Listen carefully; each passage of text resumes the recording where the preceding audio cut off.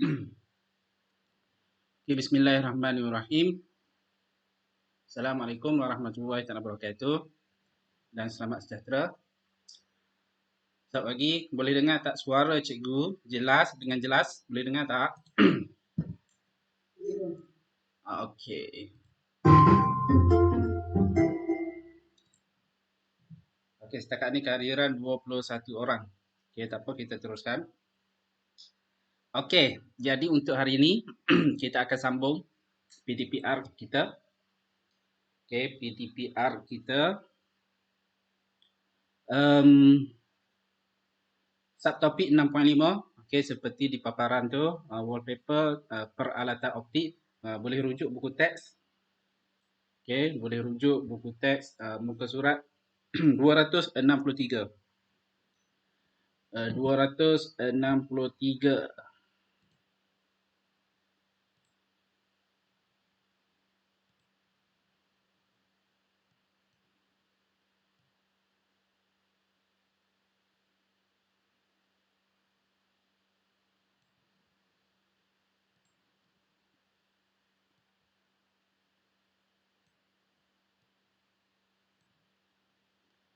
Okey. Jadi pada muka surat 263 tu iaitu subtopik peralatan optik, penggunaan kanta dalam peralatan optik. Okey, jadi sebelum kita teruskan kita rujuk dulu, kita tengok dulu standard pembelajaran ataupun objektif bagi subtopik yang ini.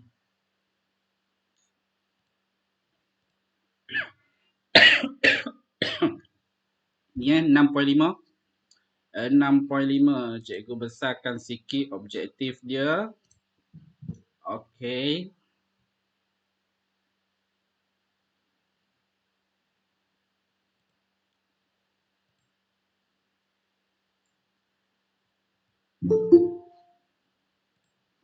Okey, untuk subtopik 6.5. Okey, mana ni? Cikgu nak gerakkan sekejap. Cikgu nak gerakkan. Okey, 6.5. Okey, subtopik 6.5. Mana ni? 6.5. Okey, ini. Okey, mewajarkan penggunaan kanta. Okey, mewajarkan penggunaan kanta dalam alat optik seperti pembesar kanta. Okey, kanta pembesar. Teleskop. Teleskop ni yang kita nak tengok bulan, bintang. Okey. Lepas tu mikroskop. Mikroskop ni kita nak tengok objek kecil. Okey, objek seni. Okey, kita nak tengok organisma hidup yang kecil yang tidak dapat kita tak nampak dengan mata kita lah, dengan mata kasar kita. Jadi untuk yang ini mewajarkan, maksudnya perlunya kanta dalam peralatan yang tiga benda ni lah, pembesar, kanta, teleskop, mikroskop. Okey. Jadi tiga ni perlunya ada kanta supaya objek yang kecil kita dapat tengok, objek yang jauh kita dapat tengok. Okey, kemudian objek yang sedia ada yang kecil kita dapat besarkan. Okey, dapat besarkan supaya kita dapat tengok lebih jelas. Okey, lebih jelas. Okey, yang kedua, mereka bentuk dan membina sebuah mikroskop majmuk dan teleskop astronomi. Okey, mereka bentuk. Okey, ini sebenarnya lebih kepada susunan kanta. Dua kanta kita akan guna. Okey, dua kanta yang kita akan gunakan untuk kita dapatkan image yang jelas, okey, yang jelas dan dibesarkan.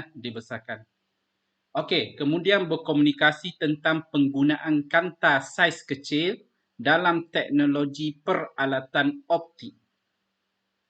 Jadi sebelum kita teruskan juga,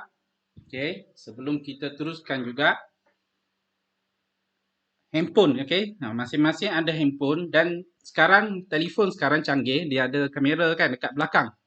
Jadi kamera sekarang ni memang jadi keperluan lah, untuk kita semua. Cikgu dulu masa handphone yang pertama cikgu kan. Handphone yang pertama cikgu dulu, cikgu tak belilah handphone, ayah cikgu beli. Ayah cikgu kata kalau masa tu cikgu dah masuk universiti tahun 2001. 2001. Tahun 2001, 20 tahun yang lepas. Ayah cikgu kata kalau dapat tukar kos, cikgu masuk universiti dapat kos fizik gunaan. Cikgu dulu fizik gunaan. Pure fizik. Semua paper cikgu paper fizik. Kemudian ayah cikgu kata kalau dapat tukar kos daripada fizik gunaan kepada education. Maksudnya untuk jadi cikgu lah. Ayah cikgu akan beli telefon. Jadi bila cikgu dapat tukar kos saja, ayah cikgu beli telefon. Telefon pertama cikgu adalah Nokia 33 sekupang dia panggil. 3310. Kamera tak ada. Kamera tak ada. Hanya boleh type. Skrin dia pun kecil. Skrin kecil, lepas tu hitam putih je. Dia tak ada. Dia macam skrin apa tu? Skrin calculator tu kan. Jadi kamera memang tak ada pada masa tu. Tak mampu. Itu pun handphone pada masa tu RM400 je. SIM card pula.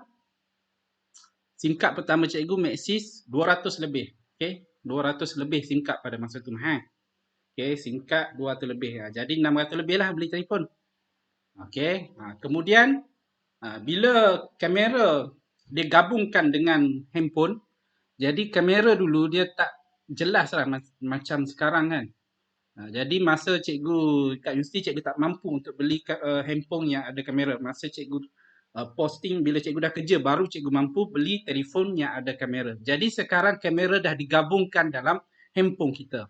Lepas tu, teknologi kamera pula, penggunaan kanta di dalam telefon, teknologi dia meningkat. Sekarang kita cerita pasal tahun 2021. Apakah kemampuan kamera yang ada pada telefon kita? Sekarang kamera sekarang pada telefon, yang pertama, dia juga boleh berfungsi sebagai teleskop. Ada kamera dia letak fungsi teleskop dalam kamera, dalam handphone. Contohnya, kamera tu dia boleh zoom. Boleh zoom kan? Boleh zoom objek yang jauh, kita boleh zoom dan boleh tengok. Itu salah satu fungsi yang dimasukkan dalam telefon. Kemudian, handphone juga boleh jadi membesarkan image, macam kanta pembesar. Biasanya kita tengok, kita menggunakan fungsi makro. Makro, kita objek kecil kita boleh tengok. Jadi, di belakang handphone, contohnya handphone cikgu ni kan. Handphone cikgu ni, rupanya banyak. Kan, dekat belakang ni ada 4 kamera. Jadi keempat-empat kamera ni dia ada fungsi dia tersendiri. Yang pertama dia ada fungsi teleskop. Jadi dia guna lens ataupun menggunakan kanta lah, untuk tangkap ataupun melihat objek yang jauh. Kemudian dia ada lens ataupun kanta untuk melihat objek yang biasalah kita nak ambil gambar biasa, portrait apa semua. Kemudian dia ada kamera untuk lihat benda yang kecil. Kecil tu bukan mikroorganisma lah, macam semut. Kita pergi kamera dekat-dekat. Jadi jarak fokus dia pun dia kecil saja jarak fokus dia. Jadi jarak kita nak ambil gambar semut contohnya, kena dekatkan handphone pada objek tu, baru kita boleh tengok dengan lebih jelas dan dibesarkan. Kemudian dia ada wide lens ya.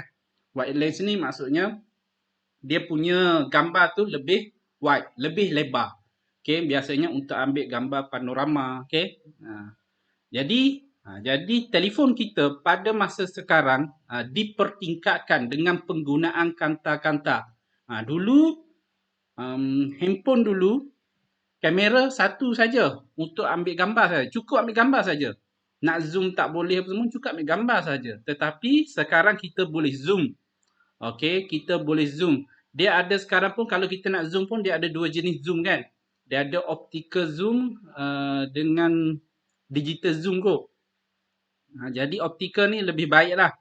Kalau digital ni dia lebih kepada kita just besarkan image sahaja. Jadi dia akan pecahlah gambar. Jadi kita tengok macam mana teknologi optik, okey, teknologi optik penggunaan kanta dalam telefon ada dekat tangan masing-masing kan.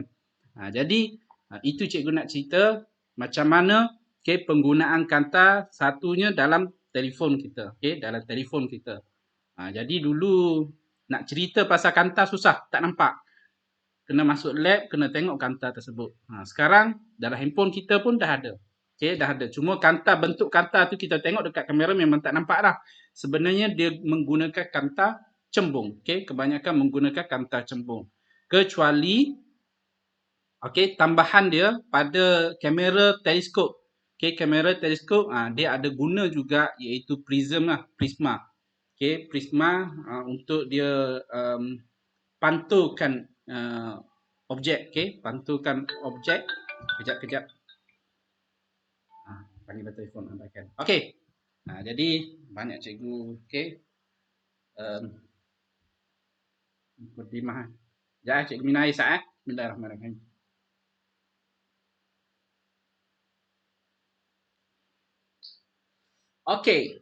Sekarang baru kita rujuk buku teks. Rujuk buku teks. Penggunaan kanta, ni buku teks. Jadi pada aktiviti 6.11 ni, mengkaji penggunaan kanta dalam peralatan optik. Ini ada aktiviti dia lah. Kalau scan yang ni, QR code ni, kegunaan kanta dalam peralatan optik. Kegunaan kanta dalam peralatan optik. Cikgu dah scan tadi. Apa yang kita dapat tengok, kejap cikgu paparkan pada skrin. Cikgu paparkan pada skrin. Ini. Dia ada satu website yang mana cuma dia dalam bahasa Inggeris lah. Kegunaan kanta dalam peralatan optik. Penggunaan kanta dalam peralatan optik. Contoh yang pertama, mikroskop ringkas. Mikroskop ringkas. Kita ada bentuk kanta, jadi ini adalah kanta cembung. Kanta cembung. Ini adalah kedudukan mata, ini adalah objek. Kejap lagi dalam soalan nanti ada ni, macam ni. Kejap lagi kedudukan sepatutnya, kedudukan objek. Tengok. Untuk satu kanta, setiap kanta kecembungan dia tak sama. Jadi perbezaan kecembungan tu memberikan perbezaan titik fokus. Ini F ni adalah titik fokus. Fokus. Macam mana nak faham titik fokus? Cikgu dah cerita sebelum ni. Contohnya kanta pembesar kita letak bawah cahaya matahari, kita akan tumpukan cahaya yang cahaya yang masuk pada kanta pembesar tu pada satu tempat. Penumpuan itulah itu yang kita nama titik fokus. Titik fokus. Jadi kat sini objek dia, objek dia didekatkan pada kanta, iaitu kurang daripada jarak fokus. F kecil ni adalah jarak fokus. F ni adalah titik fokus. Jadi bila letak objek dekat sini, image mata dekat sini, kita dapat perhatikan objek yang lebih besar. Dekat sini. Objek yang lebih besar, keadaan dia adalah tegak. Tegak. Ini biasanya adalah kanta pembesar. Apa tu? Kanta pembesar. Betul lah kanta pembesar. Yang ada dekat lab. Lab ada lab. Kanta pembesar. Ini image yang kita nampak. Lebih besar daripada objek. Jadi lebih besar mata kita, bila objek lebih besar, image lebih besar, kita dapat tengok lebih jelas lah. Biasanya kalau dulu penggunaan kanta pembesar ni, biasanya orang yang berumur, dia nak baca buku ataupun baca tulisan yang kecil guna kanta untuk baca. Zaman sekarang kita ada spek mata. Siapa yang ada rabun, jadi spek mata tu dia letak kanta. Yang kedua, ini adalah mikroskop majmuk. Mikroskop majmuk yang mana menggunakan dua kanta. Ini ada dua kanta. Dia ada kanta mata dan kanta objektif. Kanta ni bagi kanta bagi objek. Objek akan duduk, kedudukan dia adalah kedudukan dia dekat pada kanta ni lah, kanta yang kedua. Ini mikroskop, contoh mikroskop di lab. Kita menggunakan dua kanta, satu ni kanta mata, yang dekat dengan mata, satu lagi kanta objek yang mana dekat dengan objek. Jadi untuk yang ni, cikgu letak pada ruangan chatting. Nanti free boleh buka, boleh tengok. Ni sebenarnya dia terangkan yang mana satu titik fokus. Titik fokus kalau ada dua kanta, ada dua titik fokus lah. Cuma titik fokus dia, jarak fokus dia tak sama. Ini kata cembun dia lebih besar. Jadi tengok jarak fokus dia lebih jauh. Ini kanta mata ataupun kata cembung dia, kanta objek ni, lebih kecil. Jadi jarak fokus pun sama, lebih kecil. Jadi kita ada dua jarak, dua jarak fokus bagi dua kanta. Jadi gabungan ini dia adalah sebenarnya dalam buku teks pun ada. Ini adalah pengiraan iaitu pembesaran linear bagi kanta objek, kanta objek dan kanta mata. Kanta objek dengan kanta mata. Jadi gabungan ini, gabungan ini dia ada formula dia. Last kali gabungan dia ini. Untuk kita cari pembesaran ini kita darab saja. Untuk yang ini dalam buku teks ada. Ini contoh teleskop, astronomi. Teleskop astronomi sama juga menggunakan dua kanta. Kita nak tengok objek yang jauh, objek yang jauh. Jadi objek yang jauh tu dapat kita dekatkanlah, dekatkan untuk kita lihat lebih jelas. Contohnya bulan kan, bulan. Sama. Dengan kamera sekarang pun kita boleh tengok. Biasanya kamera, telefon, contoh telefon cikgu pun cikgu boleh zoom. Boleh tengok bulan lah kan. Dengan 50 kali zoom. 50 kali zoom boleh tengok bulan. Boleh tengok bulan, tetapi biasalah kalau kita guna handphone tak sejelas kalau menggunakan teleskop. Dekat sekolah kita ada teleskop. Ada teleskop. Kalau kita berpeluang nanti buka sekolah, cikgu boleh tunjuk. Dalam lab kita memang ada teleskop. Teleskop untuk lihat bulan. Tapi teleskop dia teleskop yang tak adalah yang mahal-mahal. Bolehlah sekadar nak tengok bulan tu. Jadi ini adalah nota yang dimasukkan dalam buku teks, yang dikongsikan dalam buku teks. Kita sambung. Jadi ini adalah peralatan optik. Kanta pembesar. Kanta pembesar ni memang dah biasa tengoklah dekat lab pun ada. Sorry. Cikgu pergi buku teks tetapi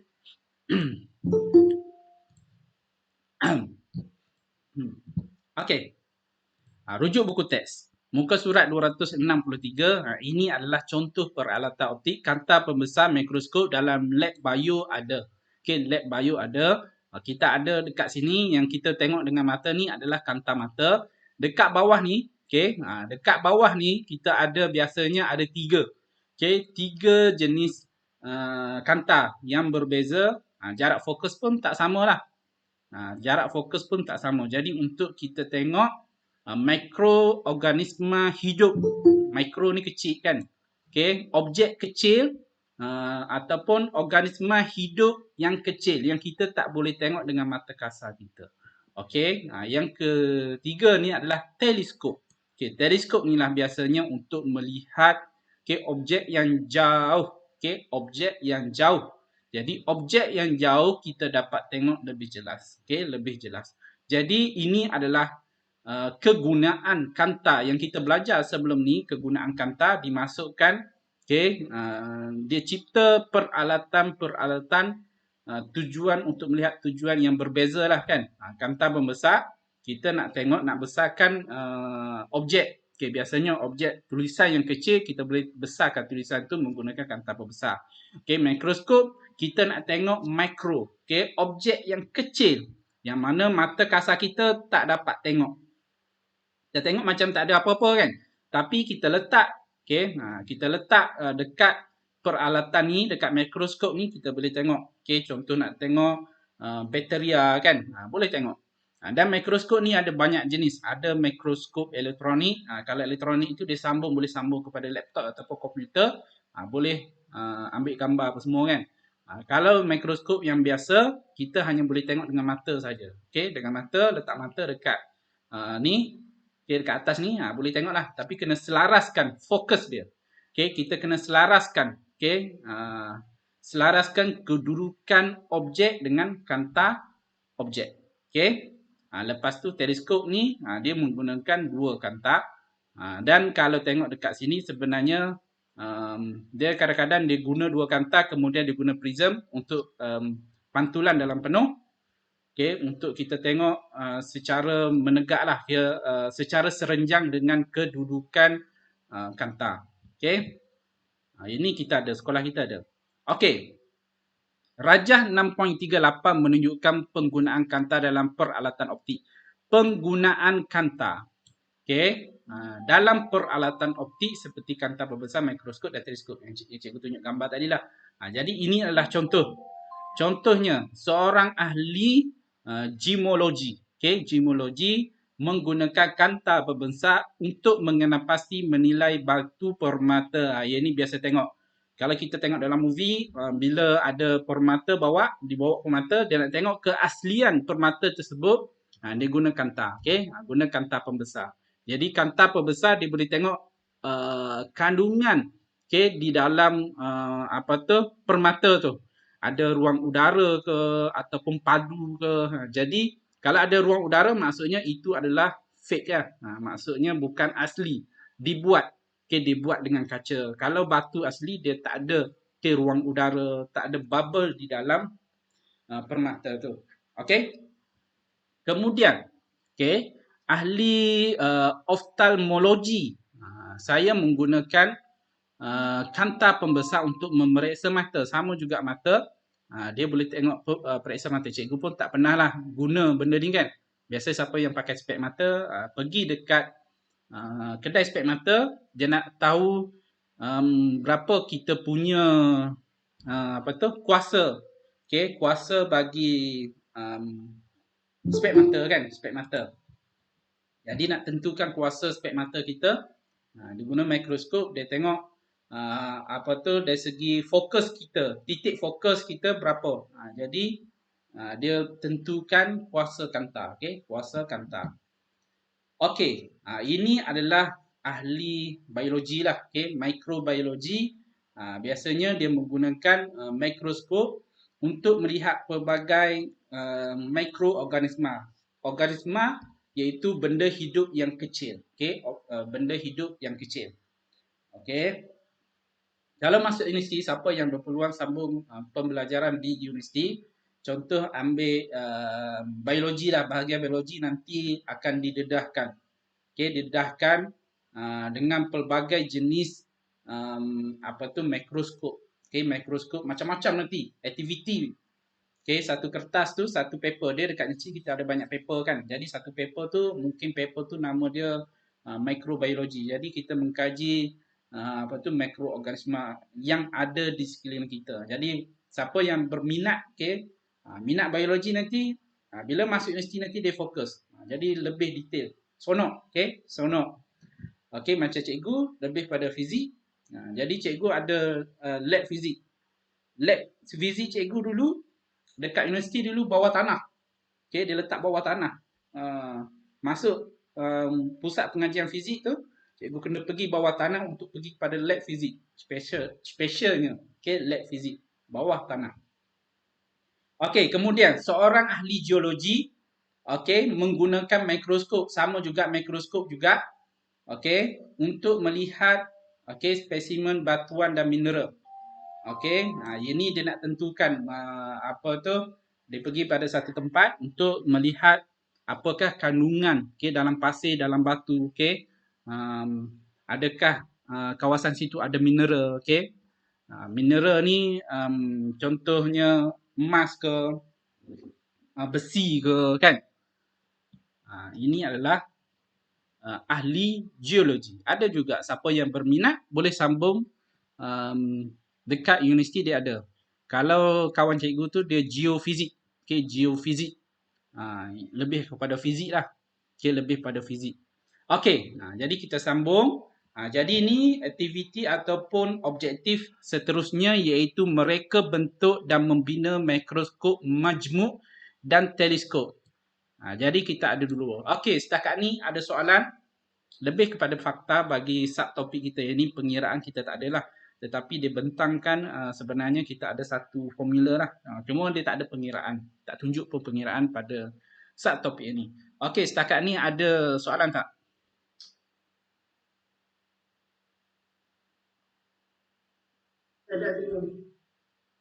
Okey. Kehadiran kita setakat ni 24 orang. Okey, 24 orang.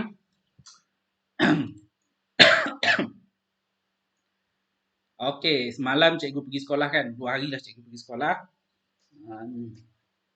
Hari tu hari apa itu?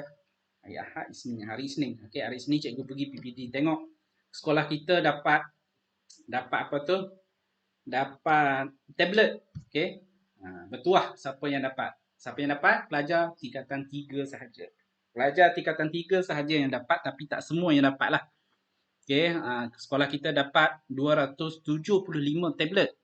Tablet pula bukan tablet biasa, Surface Go 2. Okey, saiz 10 inci lebih lah. Okey, 10 inci lebih. Surface ni dia mahal lah, dia touchscreen dan dia macam dia apa tu, dia gabung dengan laptop lah. Jadi pada masa tablet, pada masa yang sama boleh ditukarkan kepada laptop sebab dia bagi keyboard sekali lah. Jadi bertuah lah siapa yang dapat. Cuma dapat bukan dapat terus lah. Itu dipinjamkan selama setahun lah biasanya. Jadi pindah sekolah kena hantar. Habis sekolah nanti pun kena hantar. Jadi bertuah siapa yang dapat. Tapi yang pastinya kamu semua tak dapat lah. Yang dapat tingkatan 3. Daripada 3A1 sampai 3A13 tetapi terpilih. Tak semua dapat. Okay, tak semua dapat. Daripada 388 orang, hanya 275 orang saja terpilih. Tapi ramailah juga. Okay, 200 lebih kan? Okay, kita sambung. Jadi kita akan tengok prinsip kerja bagi mikroskop majmuk dan teleskop. Dalam ni dia guna kanta. Okay, dia guna kanta. Okay. Pertama kita tengok mikroskop majmuk. Okay, majmuk. Dia panggil majmuk kan?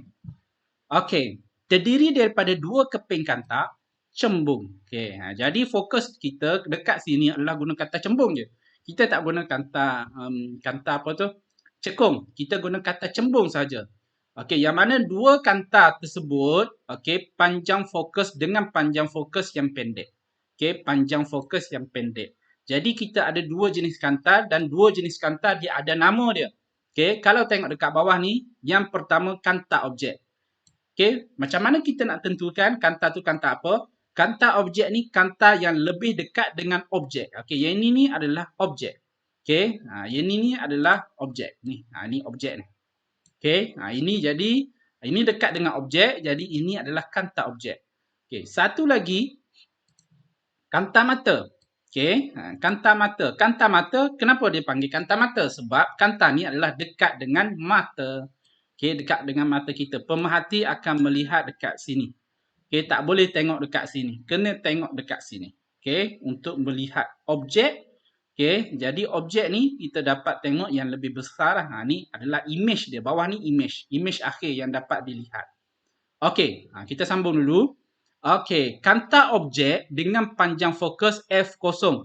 Okay, F0. Kosong bukan F0. FO. Okay, FO. O tu adalah objek. Dan kanta mata dengan panjang fokus dia adalah FM. M tu merujuk kepada mata. Okey, jadi F kecil ni adalah jarak. Okey, jarak. Kalau F besar itu adalah titik. Titik fokus. Sama juga kalau tengok gambar rajah dekat bawah ni, okey, F0, FO bukan F0. FO ni adalah titik fokus bagi kanta objek. FM adalah titik fokus bagi kanta mata. F besar. Kalau F kecil, jarak daripada paksi kanta kepada titik fokus. Itu F kecil kita guna. Okay, kena biasakan. Okay, penggunaan simbol F kecil, F besar, I, okay, U, V, okay, jarak. O ni objek, I ni adalah image. Kalau jarak bagi objek U, jarak bagi image adalah V. Okay. Kita sambung. Okay. Panjang fokus bagi jarak, okay, jarak fokus kanta objek, okay, kurang daripada panjang fokus bagi jarak fokus kanta mata. Okay, kanta mata. Kita tengok dekat sini. Okay, kita tengok dekat sini. Okay, kalau kita tengok dekat sini. Okay, jarak fokus. Okay, jarak fokus. Kita tengok jarak fokus yang ni. Ini adalah kanta mata. Okay, jadi jarak fokus dia, okay, jarak fokus dia adalah daripada sini, ya, daripada sini pergi kepada sini. Ini adalah jarak fokus. Okay, jarak fokus jadi huruf F kecil. F kecil, tapi ini adalah kanta mata. Kita tengok kanta objek. Kanta objek daripada paksi kanta ni kepada, okay, ni, sini. Ini pun F kecil. Okay, lebih kecil. Tengok sini lebih kecil, ini lebih besar. Okay, jarak dia lebih besar. Itu maksud dia. Okay, jarak di antara kanta objek dengan kanta mata. Kanta objek, kedudukan dua kanta ni, jarak dia. Okay, jarak di antara dua kanta. Jarak di antara dua kanta. Okay, di antara dua kanta, iaitu kanta objek dengan kanta mata, lebih besar. Ni simbol yang digunakan lebih besar. Lebih besar dengan jarak fokus bagi dua kanta tersebut. Okay, maksudnya F yang ni kita tambah dengan F yang ni, contoh kita dapat 15 contohnya kan. 15. Jadi 15, susunan dia adalah dua kanta ni mesti lebih besar daripada 15 cm. Jarak dia. Okay. Jarak antara dua kanta. Maksudnya jarak dua kanta. Maksudnya kita ambil ini adalah paksi kanta bagi kanta objek. Ini kanta mata paksi. Okay. Paksi kanta. Jadi jarak ni. Jarak di antara dua kanta ni mestilah lebih besar daripada jumlah F ni tambah dengan F ni. Okay. Jarak ni kanta objek dengan jarak fokus kanta mata. Lebih besar. Okay. Ni statement dia dekat sini. Ni statement dia. Okay. Statement dia dekat sini. Okay. Ini fakta jadi bab ni dia fakta pergi kepada setiap kanta lah kan. Okay. Jarak objek pula, okay, di antara kanta F, jarak fokus bagi kanta objek, okay, dengan 2F. Maksudnya jarak dia adalah 2F. Okay. Kanta objek membentuk image yang pertama. Jadi kanta objek ni akan mewujudkan image yang pertama. Dekat mana image yang pertama? Dalam ni, ini adalah image yang pertama. Ini image yang pertama dibentuk. Jadi image ni tak kecil lagi. Tengok size dia kecil lagi. Okay, kemudian diperbesarkan dengan kanta mata. Jadi last kali image yang terakhir kita dapat tengok ia ini. Ini. Jadi tujuan mikroskop ni kita nak besarkan image bagi objek tu. Objek kecil kita tak nampak sangat dengan mata kita. Jadi dua kanta ni fungsi dia nak besarkan dua kali pembesaran. Pembesaran yang pertama, kemudian untuk kanta mata dibesarkan kali kedua. Jadi image dia adalah lebih besar. Jadi image yang lebih besar kita dapat tengok lebih jelas bagi objek itu. Contoh kita nak tengok kaki bagi objek kecil kan. Kalau semut kita boleh tengok kaki macam tu yang mata kasar. Kita tak boleh tengok detail. Tapi kalau kita guna mikroskop, kita boleh tengok kaki semut tu dengan lebih jelas. Dengan lebih jelas. Nanti bacalah. Nanti baca sebab masa dah nak habis kan. 8.43. Okey, ini sebenarnya dicerita satu persatu jarak di antara dua kanta. Lepas tu macam mana image akhir dibentuk. Okey, image akhir dibentuk. Jadi kita ada image yang pertama dan image yang terakhir. Jadi sebenarnya fokus mikroskop ni dua kanta kita nak image yang terakhir, yang lebih besar. Okey, yang lebih besar. Yang kecil ni kita tak dapat tengok lebih jelas lagi. Jadi besarkan lagi sebab tu digunakan dua kanta. Okey, dua kanta. Jadi ini adalah susung atur bagi mikroskop majmuk ataupun prinsip kerja mikroskop majmuk. Okey, biasanya dekat lab kita ada lab bio lah, lab bio. Okey, mikroskop. Okey, kemudian kita pergi kepada peralatan yang kedua, kita tengok prinsip kerja bagi teleskop pula. Kalau teleskop dalam kepala terus kita imagine, okey, teleskop ni kita nak tengok objek yang jauh, contohnya bulan, okey, contohnya bulan. Okey, sekejap. Nota muka surat 11.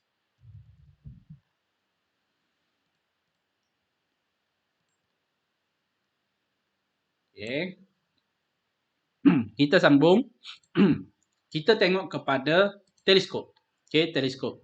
Teleskop terdiri daripada dua keping kanta juga. Okey, kanta cembung. Ingat kata cembung sahaja kita guna. Okey. Kanta objek, kita ada dua kanta lah. Kanta objek dengan fokus dia F0 sama dengan tadi. Yang panjang. Tengok, ni kanta objek. Lebih besar daripada kanta mata.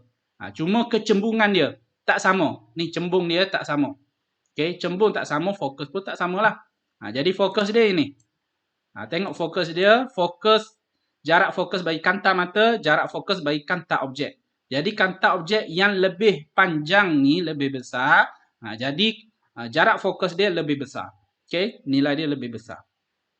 Jadi kanta mata dengan panjang fokus FM. Jadi kita ada FM dengan FO. Yang pendek, jarak di antara kanta objek dengan kanta mata ialah jarak di antara dua kanta ni. Dua kanta ni susunan dia adalah F0 tambah dengan FM. Maksudnya, dua-dua titik fokus ni dia bertindih. Tengok dekat sini. Ni kan. Maksudnya, susunan dia mestilah di antara jarak fokus. Kalau yang tadi lebih besar kedudukan dia. Maksudnya, kalau kita tambah jarak fokus kedua-dua kanta tu, kita jarak di antara dua kanta pula mestilah lebih besar. Contohnya ni. Okey, contoh yang ini macam mana nak susun? Yang tadi contoh cikgu bagi tahu tadi. Okey, contohnya jarak fokus bagi kanta mata. Okey, jarak fokus bagi kanta objek dulu, contohnya 5 cm. Okey, lepas tu jarak bagi kanta mata pula FM, contohnya 10. Bila kita tambah ni kita akan dapat 15. 15 cm. Contohnya kan. Jadi susunan dua kanta ni mestilah lebih besar daripada 15. Okey, lebih besar daripada 15. Mungkin kita letak contohnya jarak di antara dua kanta ni kita letak 20 cm. Mesti lebih besar daripada 15 cm. Itu maksud dia. Okey, bagi teleskop pula kedudukan dua kanta tu bergantung kepada jarak fokus bagi kedua-dua kanta. Contoh. Okey, contoh. Okey, contoh. Contohnya F0. Contoh kita ambil 15 cm. Okey, lepas tu jarak fokus bagi kanta mata pula contohnya 10 cm. Kita tambah ni kita akan dapat 25 cm. Jadi 25 cm ni adalah jarak di antara dua paksi kanta objek dengan kanta mata. Susunan dia 25 cm. Dia macam tu pula. Maksudnya dua jarak fokus, okey, menentukan jarak di antara dua kanta tu. Okey, boleh? Tak sama yang atas tadi. Okey, kita sambung. Okey, kita sambung. Sinar-sinar selari, okey, sinar selari cahaya memang bergerak dengan selari. Okey, dari suatu objek yang jauh akan ditumpukan pada satah fokus kanta objek. Yang pertama kanta objek. Kanta objek ni kita nak tengok lebih dekat dengan objek lah. Contoh nak tengok bulan. Okey, jadi bulan tu, okey, dia akan masuk pada kanta objek dulu. Okey, kanta objek untuk membentukkan imej yang pertama. Imej yang pertama. Jadi imej yang pertama dekat mana? Okey, ini imej yang pertama. Okey, imej yang pertama dekat situ. Okey. Imej dia adalah nyata, songsan dan diperkecilkan. Okey, dikecilkan. Kecil lah. Bulan besar kan? Bulan tu besar. Okey, bulan besar tapi imej yang kita nampak kecil. Okey, imej yang kita nampak kecil tapi dekat dengan mata kita lah. Okey. Songsang dengan imej yang pertama bertindak sebagai objek. Okey, jadi imej yang pertama ni bertindak sebagai objek pula. Bila masuk dalam kanta bertindak contohnya ini bulan. Okey, jadi imej bulan yang pertama ni bila masuk daripada kanta objek, dia dikira pula sebagai objek. Okey, objek bagi kanta mata pula. Jadi, untuk kanta mata pula membentuk imej yang terakhir. Ini imej yang terakhir. Yang mana imej yang terakhir, maya, okey, songsang dibesarkan. Dibesarkan berbanding dengan objek. Objek ni lah. Kat mana image dia? Tengok image yang terakhir, image di maya di infinity. Okay, di infinity. Infinity maksudnya lebih besar lah. Okay, lebih besar. Okay, lebih besar, jadi kita dapat tengok contohnya bulan yang jaraknya jauh, kita dapat tengok hanya menggunakan teleskop. Lebih besar dan kita boleh nampak kawah. Okay, kita dekat bulan ni dia ada banyak kawah kan. Kawah yang mana meteor ke ataupun batu-batu di angkasa, dia jatuh pada bulan dengan laju yang tinggi membentuk kawah. Okay, membentuk kawah. Jadi kawah-kawah tu boleh nampak jelas kalau kita guna teleskop. Tapi kalau guna handphone, contoh cikgu guna telefon cikgu zoom kan. Jadi bolehlah bulan tu nak kata penuh di skrin telefon tu taklah, tapi boleh nampak lah. Cuma kawah tak boleh nampak dengan jelas. Okay. Sebab biasalah telefon ni kanta dia lebih kecil, sangat kecil. Tapi kalau kita guna mikroskop, kita dapat tengok dengan jelas kawah-kawah di bulan. Harga teleskop tu mahal lah, RM5,000, RM6,000 ke atas lah. Kalau yang tu, yang sekolah kita tak adalah mahal sangat. Okey, jadi ini adalah prinsip kerja teleskop. Okey, teleskop. Okey. Jadi ini adalah aplikasi. Cikgu dah cerita sebenarnya aplikasi pada awal-awal tadi. Okey, dekat contohnya ni dekat handphone. Ada dua lens ni kan. Dulu satu lens saja.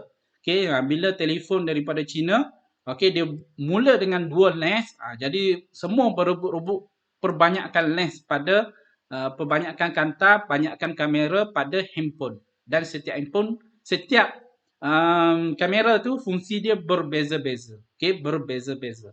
Okey, ini pada telefon pintar, pada handphone kita. Kemudian, kanta juga digunakan dalam CCTV kamera. Okey, dekat sekolah kita ada CCTV, mungkin dekat rumah kamu pun ada, dekat rumah cikgu pun ada. Kita pasang CCTV untuk tengok objek. Okey, CCTV yang bersaiz kecil. CCTV ni kecil je, dia tak besar macam kamera yang besar-besar kan. Kecil je. Lens dia pun kecil je, nampak je besar ni kan, tapi lens dia, kanta dia kecil je dalam ni. Okey. Jadi lazimnya telefon pintar dan CCTV mempunyai kamera resolusi tinggi. Piksel berapa megapiksel kan? Okey. Untuk menangkap gambar dan merakam video yang jelas. Bukan setakat gambar tetapi video. Okey, oleh itu kanta merupakan komponen yang paling utama. Okey, kanta. Dia nak kaitkan sebenarnya kanta. Okey, kanta cembung lah. Okey, komponen yang paling utama dalam kamera telefon pintar dan CCTV. Telefon pintar yang nipis, okey, telefon pintar. Telefon kita pula nipis je. Jadi bila nipis, terhad untuk jarak di antara dua kanta. Okey, kalau apa tu? Kalau kamera pada handphone kita tu yang bersifat teleskop lah, okey, menggunakan dua kamera. Okey, jadi kamera kita pula nipis. Tak boleh buat besar-besar kan. Orang tak suka handphone yang tebal-tebal. Suka telefon yang saiz dia kecil. Okey, ketebalan dia kecil. Jadi penggunaan kanta, jarak fokus dia terhad. Okey. Jadi telefon pintar yang nipis dan CCTV yang bersaiz kecil mempunyai kanta cembung yang bersaiz kecil. Sebab kita nak nipiskan telefon tu. Okey. Kanta itu boleh membentuk suatu imej yang nyata. Jadi kalau pada telefon, dengan CCTV, imej yang dibentuk adalah nyata, songsan dan diperkecil. Macam mana nak rujuk balik nyata, songsan, perkecil ni macam mana?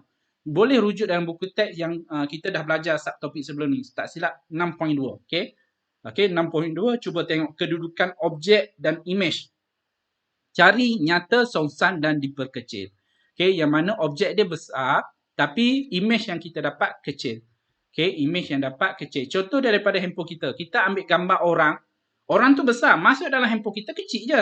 Okey, kecil je sebab nak memenuhi skrin telefon tu. Okey, nak memenuhi skrin telefon. Contoh pula bulan, kalau kita guna teleskop, bulan tu besar. Okey, besar. Kita cuma nak dekatkan dia sahaja. Sama juga, imej dia lebih kecil daripada objek yang sebenar. Objek bulan tu besar.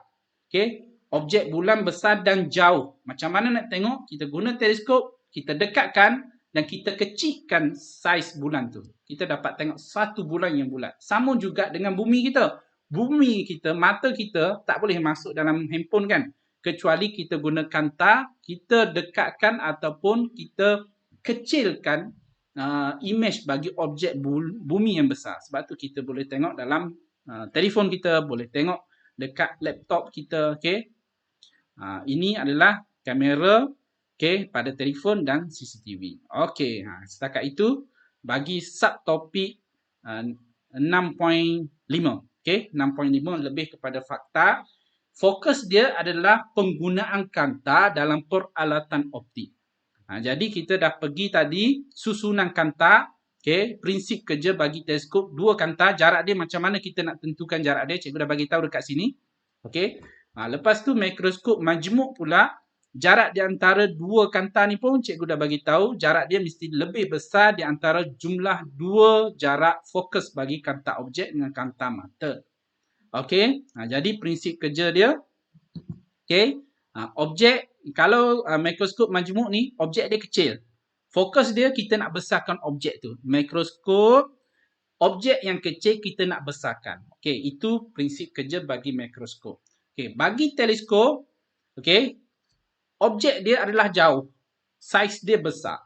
Jadi objek yang jauh tu kita nak kecilkan objek dan nak dekatkan objek tu. Jadi kita dapat tengok dengan lebih jelas. Dua benda tu peralatan optik, perbezaan dia adalah objek yang jauh besar, okey, kemudian objek yang dekat kecil kita nak besarkan. Jadi itu kita dapat tengok perbezaan lah. Okay? Dua perbezaan prinsip kerja bagi dua kanta dan susunan kanta. Okay? Lepas ni boleh ulang kaji balik. Okay? Ulang kaji balik, baca. Okay? Baca dan cuba fahamlah. Okay? Cuma cikgu tak ni terangkan. Dekat sini contohnya. Okay? Ini adalah formula ni.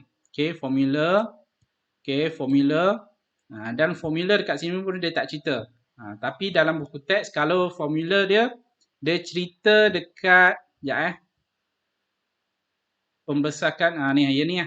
Dalam ni, kalau scan ni, dia ada cerita berkenaan dengan formula. Dekat sini tak ada formula. Okay.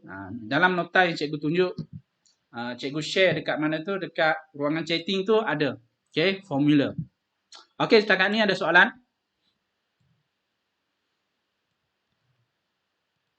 Ada soalan kelas? Okey. Kalau tak ada soalan, sebab ni lebih daripada fakta. Okey. Ruangan chatting ada kehadiran, boleh isi kehadiran pada hari ini. Setakat ni 24 orang yang hadir. Mohon isi kehadiran pada hari ini. Nanti kerja rumah cikgu akan bagi. Kerja rumah cikgu akan bagi. Cikgu akan update dalam grup nanti.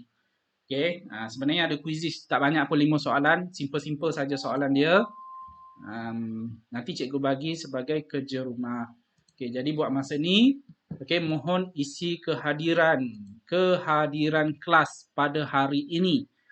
Rujuk pada ruangan chatting Google Meet. Okay.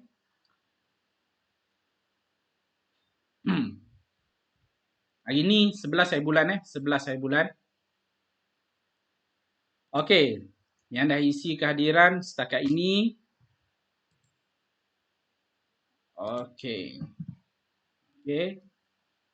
Ramai sedang isi.